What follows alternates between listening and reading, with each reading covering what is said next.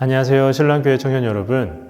우리는 3월 달에 이어서 이 4월 달에도 성경책 한 권을 정해서 함께 묵상하는 시간을 가지려고 합니다.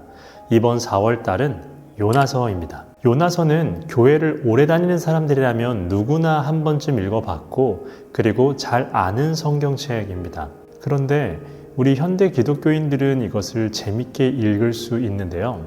아마 당시 처음 요나서를 접했던 사람들은 결코 재밌기만 한 성경은 아니었을 겁니다.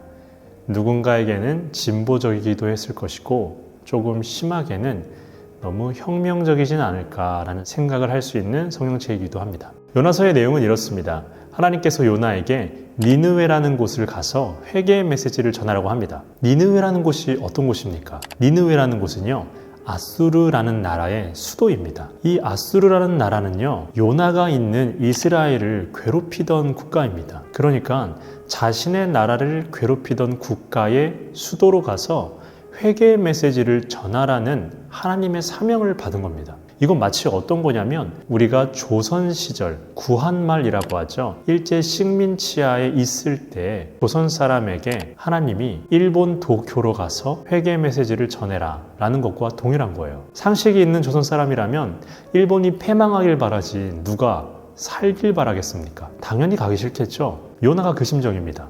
그래서 요나가 어떻게 합니까? 도망가죠.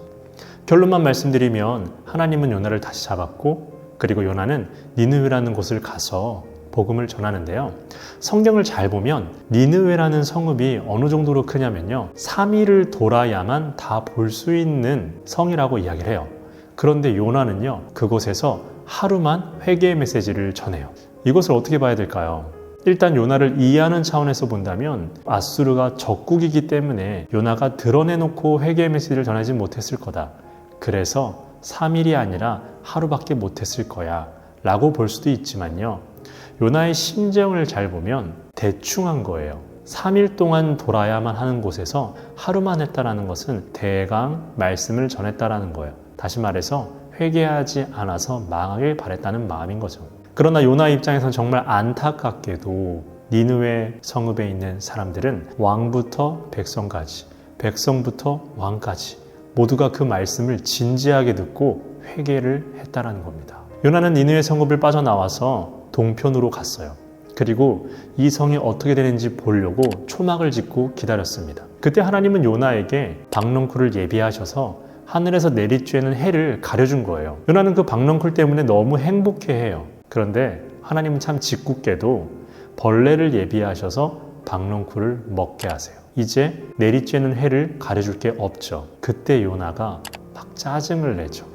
차라리 죽는 게 낫겠습니다 라고 이야기를 해요. 바로 그때 하나님은 요나에게 이렇게 말씀하십니다. 여호와께서 이르시되 네가 수고도 아니하였고 재배도 아니하였고 하룻밤에 났다가 하룻밤에 말라버린 이 박넝쿨을 아꼈거든 하물며 이 큰 성읍 니느웨에는 좌우를 분별하지 못하는 자가 12만여 명이요 가축도 많이 있나니 내가 어찌 아끼지 아니하겠느냐 하시니라. 여기에는 요나서가 전하는 메시지가 담겨 있죠. 하나님은 이스라엘의 하나님만이 아니라 모든 인류의 하나님이다 라는 것입니다.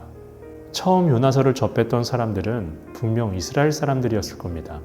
그들은 하나님의 선택을 입은 백성으로서 하나님은 이스라엘의 하나님, 유대인만의 하나님이라고 생각했을 것인데 이 요나서는 그렇게 말하지 않죠. 하나님의 사랑이 우리를 괴롭히던 적국에게도 영향이 간다라는 것을 말한다라는 겁니다. 그런데 요나서를 처음부터 곰곰이 살펴보면 두 가지를 우리가 좀 유심히 볼 필요가 있습니다. 첫 번째는 내가 누군가를 전도하고 싶어요. 믿지 않는 가족과 친구들을 전도하고 싶은데 사실 나보다 하나님이 더 바라고 계시다라는 겁니다. 요나는 니느웨를 가기 싫었지만 하나님은 니느웨에도 말씀을 전하고 싶어 하셨어요. 이처럼 하나님은 나보다 더 내 사랑하는 친구들과 가족들에게 복음을 전하고 싶어 하신다라는 겁니다. 그리고 두 번째로 또 볼 것은 요나는 분명 3일 동안 돌아야 할 곳을 하루만 돕니다. 이것을 잘 묵상해 보면 이런 거예요. 우리가 누군가를 전도하려고 할 때 정말 열과 성을 다하시는 분들도 계시긴 하지만 때론 상황이 여의치 않아서 우리가 할 수 있는 게 별로 없을 수도 있습니다. 그렇지만 우리의 작은 노력이면 충분하다라는 것입니다. 왜 작은 노력만으로도 충분할까요? 그 이유는요, 하나님이 더 바라고 계시기 때문이라는 겁니다. 우리보다 하나님이 더 내 가족과 친구들을 사랑하고 있다는 겁니다. 하나님은 교회의 기독교만의 하나님이 아니라 온 인류의 하나님이라는 것을 우리가 잊지 말아야 한다는 겁니다. 그런데 현대 기독교를 보면 어떻습니까? 하나님을 이해하는 데 있어서, 하나님의 사랑을 이해하는 데 있어서 너무나 편협할 때가 많습니다.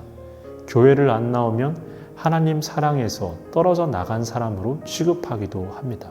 교회를 안 나오고 하나님께 예배드리지 못하고 하나님을 고백하지 못하는 사람들은 사랑에서 떨어져 나간 사람들이 아니라 아직 그 사랑을 모르는 사람들입니다. 로마서에서 바울이 말하죠. 누가 우리를 그리스도의 사랑에서 끊을 수 있냐고. 그 사랑에선 끊어지지가 않습니다. 우리가 아니라 하나님이 붙들고 있기 때문이라는 겁니다. 그럼 우리의 역할이 무엇입니까? 하나님의 사랑을 입은 자가 어떻게 살아야 하는지 보여주는 것입니다. 우리는 현재 사순절을 보내며 사도행전을 묵상하고 있죠. 사도행전에 나오는 초대교회의 모습을 잘 기억해 보십시오. 그들이 복음을 전하면서 동시에 하는 게 있죠. 복음을 믿는 사람답게 삽니다. 그때 사람들이 어떻게 합니까? 교회의 모습, 교인들의 모습을 칭송하죠. 그런 겁니다. 우리는 보여주는 것입니다. 입으로도 전하지만 삶으로 전하는 것이 더 크다는 것을 믿어야 합니다. 그러려면 조바심을 내려놓아야 합니다. 사랑하는 가족일수록, 사랑하는 친구일수록 우리는 조바심이 더 납니다. 그래서 하나님의 사랑을 전하는 태도보단 하나님의 사랑으로 끌고 들어오려고, 교회로 끌고 들어오려고 무진장 애를 쓸 때가 많죠. 하지만 내려놓습니다. 그리고 하나님을 믿으면 됩니다. 나보다 더 바라고 계시다고. 하나님이 하실 것을 기대하며 기도하고 삶으로 보여주는 것입니다. 요나서가 그것을 말합니다. 이스라엘만의 하나님이 아니듯 교회만의 하나님, 기독교만의 하나님이 아니라 온 인류의 하나님이라는 것을 말하고 있습니다. 우리가 그 사실을 믿으며 하나님의 사랑을 입은 자답게 살아가는 모습을 보여주시길 주님의 이름으로 축원합니다.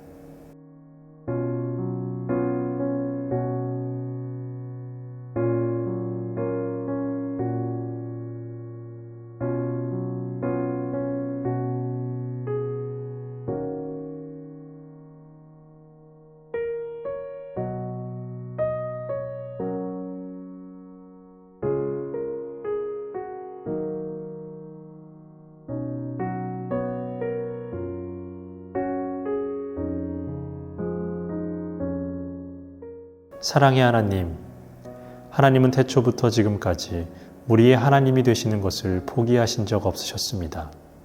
그럼에도 불구하고 우리는 간혹 하나님의 사랑을 의심했고 하나님의 사랑을 너무나도 편협하게 이해했습니다.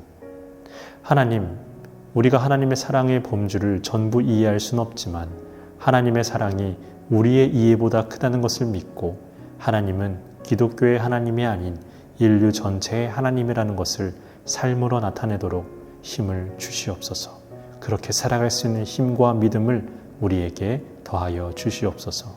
예수 그리스도의 이름으로 기도합니다. 아멘.